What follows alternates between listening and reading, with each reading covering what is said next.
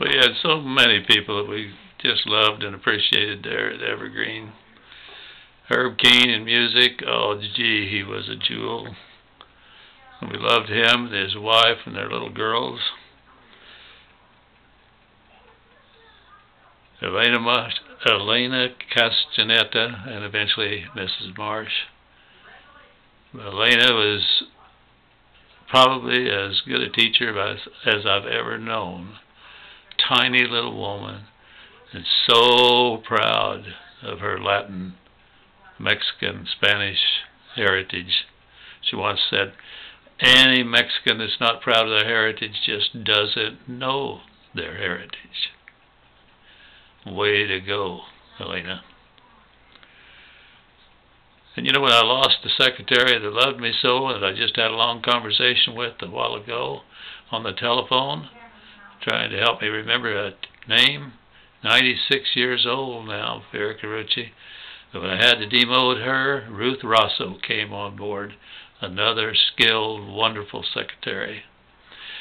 Comes Halloween time, the first year she was with us, and she said, when you're out tricking and treating with your kids, be sure to come by our house. Well, by then, you know, Roy and Rita, they thought they were too big to trick and treat, and I don't know if Randy was with us, but I bet he was. But as we walked up to the Rosso house, and it was kind of up on the side of a hill and had a nice pathway, it seemed like it curved a little to get up to the house. As we're getting up there was a pumpkin near the door all lit up, and that pumpkin spoke. Hello, Rhonda, how are you? And that little girl, I'm telling you, nearly jumped out of her skin. Mr. Rosso obviously had a microphone in the pumpkin, and it was a memorable occasion for us, and I'll bet that Rhonda still remembers that. Thanks, Ruth. Thanks, Mr. Rosso. Gave our daughter a real thrill.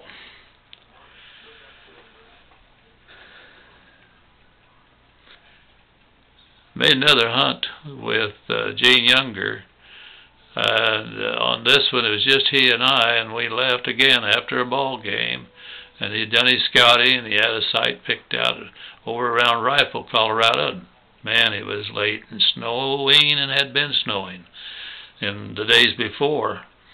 So we got to Rifle, we stopped at a cafe that was open. Obviously, it had several hunters in there. We went in and ordered something to eat and some hot chocolate or whatever, and we were talking about it, and I said, you really think you can find the place that you picked? Yeah, he said, I can find it, and he started describing it, and one of the other tables, somebody said, hey, I think you're describing, and he went into a little more detail, and Gene said, yeah.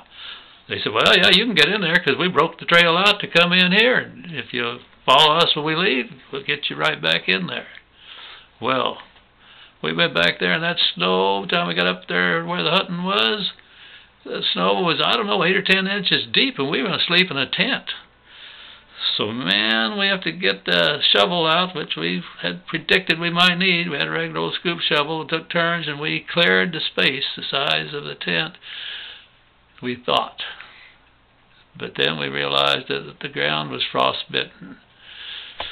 We should have thought a little more about this, but we put our airbags down and our sleeping bags, crawled in bed, and I'm telling you, that cold just come up out through that thing till it was cold in the sleeping bag. So we were miserable. Got up real early, and the other guys had already been up. I don't think they ever went to bed. I think they drank and played cards all night long.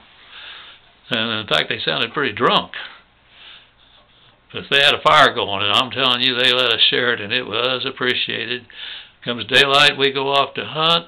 I had to stop to do a little personal business, and Gene went on, and I heard his shot a few minutes later, and I got around there where Gene was, and he said, Pappy, you'd be proud of me. I shot this at about 300 yards, and he had killed a really fine buck.